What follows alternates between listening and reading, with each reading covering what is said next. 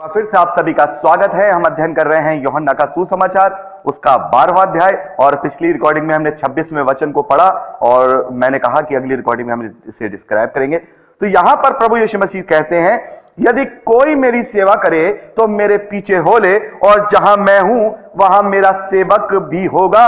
यदि कोई मेरी सेवा करे तो पिता उसका आदर करेगा। तो यहां पर हम देखते हैं प्रभु यीशु मसीह सेवा के विषय में कह रहे हैं कि यदि तुम मेरी सेवा करना चाहते हो, यदि तुम मेरे पीछे आना चाहते हो, तो तुम वहीं जाओगे जहां पर मैं हूं, जहां पर मैं हूं। और जब तुम मेरी सेवा करोगे तो मेरा पिता तुम्हारा आदर करेगा। तो ये कौन सी सेवा है? ये हाथ पैरों को दबाने वाली सेवा, या आओ भगत, या उसके लिए अच्छे अच्छे व्यंजन बना के लेना, इस टाइप की सेवा नहीं। प्रभु यीशु मसीह ने कहा कि जो कोई मेरे पीछे होना चाहता है वो अपना अपना क्रूस उठा ले, यानी क्रूस उठा ले।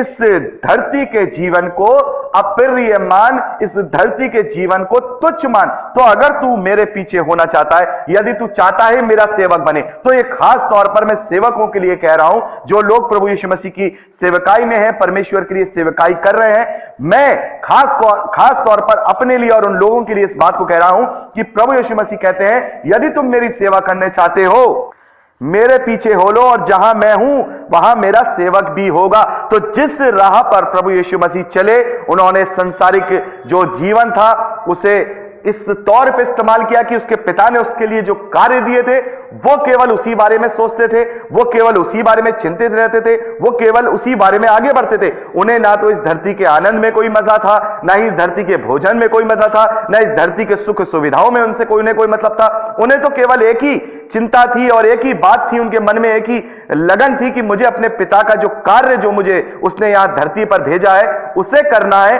अपने बहुत सारे लोगों को बचाना, अपने भाइयों को बचाना, अपनी बहनों को बचाना है, अपने बेटों को बचाना, अपनी बेटियों को बचाना है, सबको बचाना है, और मुझे अपने पिता की इच्छा को पूरा करना है। तो वो यहां पर प्रभु यीशु मसीह कह रहे हैं, और मुझे और आपको जो सेवक हैं उन्हें यह मानना पड़ेगा कि हमें अपने जीवन को जब तक तुच्छ नहीं बनाएंगे, जब तक हम अपने जीवन में प्रभु यीशु मसीह की सच्ची सेवकाई नहीं कर सकते। क्योंकि बहुत से लोग सेवकाई तो करते हैं, लेकिन जो संसारिक रीति से भी अपने आप को ऊपर दिखाना चाहते हैं, संसारिक रीति से भी आगे आगे की सीटें लेना चाहते हैं, संसारिक रीति से भी अपनी इज्जत कराना चाहते हैं, तो प्रभु यीशु मसीह कहते हैं कि जिस प्रकार से मैं अपने जीवन को जिया, वैसे ही तुम्हें भी अपने जीवन को जीना है। और अगर तुम मेरा अनुसरण सही रीति से करोगे तो फिर जहां मैं हूं वहां तुम भी होगे, और मेरा पिता तुम्हारा आदर करेगा। तो यहां प्रभु यीशु मसीह का जो कहने का तात्पर्य है, मतलब है, वो यही है कि तुम्हें अपने संसारिक जीवन को अप्रिय जानना होगा, और उस सच्चे जीवन के विषय में चिंतित रहना होगा, उस सच्चे जीवन के विषय में सचेत रहना होगा, उस सच्चे जीवन के विषय में तुम्हें क्या करना होगा? सावधान रहना होगा। और इसी बात की कंटिन्यूटी में 27वें वचन में प्रभु यीशु मसीह कहते हैं, अब मेरा जी व्याकुल है, इसलिए अब मैं क्या कहूं? हे पिता, मुझे इस घड़ी से बचा नहीं, क्योंकि मैं इसी कारण इस घड़ी को पहुंचा हूं। तो यहां हम क्या देखते हैं, प्रभु यीशु मसीह इस बात को उन लोगों से कहते हैं कि अब मेरा जी व्याकुल है। क्योंकि अभी हमने देखा 23वें वचन में प्रभु यीशु मसीह ने उनसे कहा, हां, वो समय आ गया है कि मनुष्य के पुत्र की महिमा हो। तो यहां प्रभु यीशु मसीह उसी बात की कंटिन्यूटी में, 26वें वचन की कंटिन्यूटी में प्रभु यीशु मसीह उनसे कहते हैं कि अब मेरा जीव व्याकुल है। व्याकुल है एक संसारिक रीति से, माफ कीजिएगा, एक मनुष्य की रीति से वो एक साधारण देह में है, और उस देह के द्वारा तकलीफों को झेलना है, उस देह के द्वारा जिल्लत को झेलना है, उस देह के द्वारा मृत्यु को झेलना है, उस देह के द्वारा तकलीफों को झेलना है। तो प्रभु यीशु मसीह कह रहे हैं, इस कारण मेरा जो संसारिक, ये जो मेरा शरीर है, ये व्याकुल है। अब मैं क्या कहूं? अगर मेरा मन व्याकुल है, मैं परेशान हूं अंदर से, थोड़ा थोड़ा मेरा ये शरीर जो है, ये जैसे हमने पढ़ा है, प्रभु यीशु मसीह ने गतसमनी की प्रार्थना में भी इस बात को कहा कि आत्मा तो तैयार है, शरीर दुर्बल है। तो वो शरीर जो है दुर्बल है, क्योंकि सारी चीजें शरीर को ही जो है झेलनी है अपने ऊपर। प्रभु यीशु मसीह कह रहे हैं कि इसलिए अब मैं क्या कहूं कि मैं व्याकुल हूं? क्या मैं अब ये कहूं, हे पिता, मुझे इस घड़ी से बचा ले? नहीं, प्रभु यीशु मसीह कह रहे हैं, नहीं, बिल्कुल नहीं। इसलिए क्योंकि मैं इसी कारण इस घड़ी को पहुंचा हूं कि मैं पिता की इच्छा को पूरा कर सकूं। तो मैं आया ही हूं इसलिए कि मैं इस कार्य को कर सकूं। तो फिर मैं क्यों कहूं?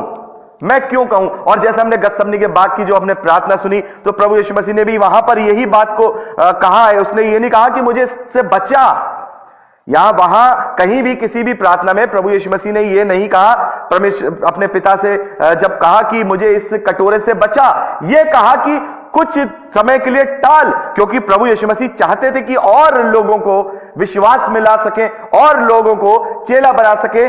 वो टालने की बात कर रहे थे, बचाने के लिए बात नहीं कर रहे थे। वो डिले की बात कर रहे थे कि थोड़ी देर उस चीज में डिले हो जाए, क्योंकि वो करने ही आया है। तो प्रभु यीशु मसीह कह रहे हैं कि मेरा मन व्याकुल है, मेरा शरीर निर्बल पड़ रहा है, तो अब मैं क्या कहूं? मैं ये कहूं कि हे पिता मुझे इस चीज से बचा ले? कदापि नहीं, क्योंकि मैं इसी के लिए तो यहां पर आया हूं कि मैं इसको करूं, इस चीज को मैं करूं। तो यहां पर हम जो आए हैं, हमें भी अपना अपना मकसद समझना होगा। मैंने एक वीडियो बनाया है पिछले दिनों में कि एक मसीही विश्वासी के जीवन में परीक्षाएं क्यों आती हैं, तो उसको आप जरूर देखिएगा। तो वहां पर, और बहुत सारे भाई बहनों ने देखा भी होगा, तो वहां हम देखते हैं कि हम किसी प्रायोजन के तहत इस धरती पर आए हैं। हम यहां आनंद लूटने नहीं आए, जीवन को जीने नहीं आए कि जीवन के हैं 4 दिन मजे ले लो, जीवन को जी लो। बहुत से लोगों की सोच होती है, अरे जीने जब जिंदगी मिली है तो मौज कर लो, ऐश कर लो, खुशियां मना लो। नहीं, ये धरती पे हम जो इस जीवन को लेकर के आए हैं, वो खुशियां मनाने, मौज मस्ती करने,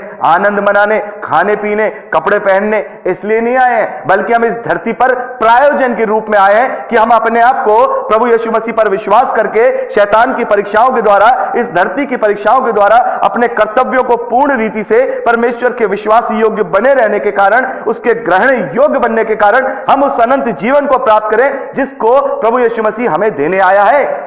जो हमसे स्थान छीन लिया गया आदम के पाप करने के द्वारा, हव्वा के पाप करने के द्वारा, वो स्थान हम दोबारा प्राप्त कर सकें, एक विश्वास योग्य बन करके, परमेश्वर के ग्रहण योग्य बन करके उसको हम प्राप्त कर सके। तो ये धरती का जीवन जो है हमारे लिए एक प्रायोजन है, हमारे लिए एक अवसर है, हमारे लिए एक मौका है कि हम परमेश्वर के उस सहभागिता को प्राप्त करें, अनंत जीवन को प्राप्त करें, जिसको प्राप्त करने के लिए हम इस धरती पर आए हैं।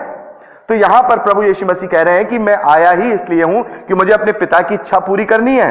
तो मैं और आप किस लिए आए हैं, ये तो हमें डिसाइड करना है, हम और आप किस लिए आए हैं। जैसा कि मैंने उस वीडियो में भी बताया कि हमारे पास 2 रास्ते हैं, शैतान के पास भी 2 रास्ते थे, मनुष्यों के पास भी 2 रास्ते हैं, और जो स्वर्गदूत हैं उनके पास भी 2 रास्ते हैं। एक परमेश्वर की ओर जाता है और एक परमेश्वर के विरोध में जाता है। तो you have the freedom of choice, मेरे पास चुनने का अधिकार है, मेरे पास चुनने का अधिकार है कि मैं क्या चुन सकता हूं। शैतान ने परमेश्वर का विरोध चुना, आदम ने भी परमेश्वर के विरोध में उस फल को खाया, तो उसने अपने चुनने के अधिकार के द्वारा खाया, अपने चॉइस ऑफ फ्रीडम के द्वारा खाया। तो मेरे और आपके पास भी फ्रीडम ऑफ चॉइस है, चुनने का अधिकार है कि हम इस धरती के जीवन का क्या करें, इस धरती के जीवन का प्रायोजन क्या करें, किधर ले जाएं इस जीवन को।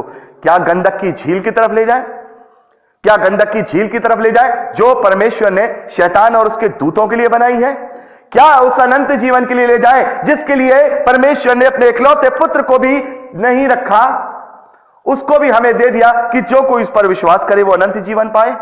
तो we have 2 choices, we have 2 ways, there is one is Jesus, एक है प्रभु यीशु मसीह और एक है वो इब्लीस, जिसकी तरफ जाके संसारिक रीति से हम बहुत खुश रह सकते हैं, हम बहुत आनंदित हो सकते हैं, हम बहुत मगन रह सकते हैं, नाच सकते हैं, घूम सकते हैं, कपड़े पहन सकते हैं, खाना खा सकते हैं, प्रतिष्ठित हो सकते हैं। लेकिन एक मार्ग जो यीशु का है वो हमें उस जगह ले जा सकता है जहां ना तो दांत पीसना होगा, ना रोना होगा, ना मृत्यु होगी, ना शोक होगा, ना विलाप होगा, ना तकलीफ होगी, केवल खुशियां और परमेश्वर की सहभागिता होगी। तो हमारे पास चॉइस है कि इस 70-80 साल की जिंदगी के लिए हम क्या करें, हम इससे क्या कमाएं। ये 70-80 साल की खुशियां और हमेशा हमेशा की तकलीफें, या इस 70-80 साल की थोड़ी बहुत तकलीफें जो परमेश्वर अपने मानने वालों पर होने नहीं देता, उनकी क्षमता से ज्यादा उन पर परीक्षा होने नहीं देता, उनकी क्षमता से ज्यादा उन्हें परेशान होने नहीं देता।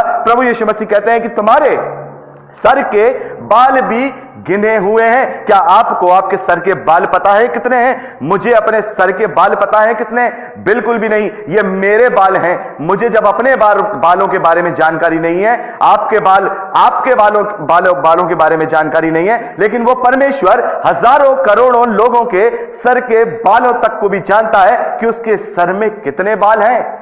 तो वो ये भी जानता है कि मेरी और आपकी क्षमता क्या है, मेरी और आपका सामर्थ्य क्या है, मैं कितना दबाया जा सकता हूं। तो अगर हमने परमेश्वर को ग्रहण किया है, प्रभु यीशु मसीह को ग्रहण किया है, तो हो सकता है छोटी मोटी तकलीफें, छोटी मोटी परेशानियां, बहुत बड़ी बड़ी तकलीफें, बहुत बड़ी बड़ी परेशानियां आ सकती हैं, लेकिन अंत में हमें धीरजवंत होने के साथ हम उस महिमा को देखेंगे जिस महिमा को देने प्रभु यीशु मसीह आए हैं। और इस बात को पौलुस ने बहुत अच्छे से रोमियो की पत्री उसके 8वें अध्याय और उसके 18वें वचन में कहा है। और मैं चाहता हूं कि आप इसको अपनी अपनी डायरियों में लिख लीजिए, अपने अपने दिमाग में याद कर लीजिए। रोमियो की पत्री उसका 8वां अध्याय और उसके 18वें वचन में पौलुस कहते हैं कि मैं सोचता हूं कि आज की जो कलेशें हैं, आज की जो तकलीफें हैं, आज की जो परेशानियां हैं, उस महिमा के आगे जो हम पर प्रकट होने वाली है कुछ भी नहीं है।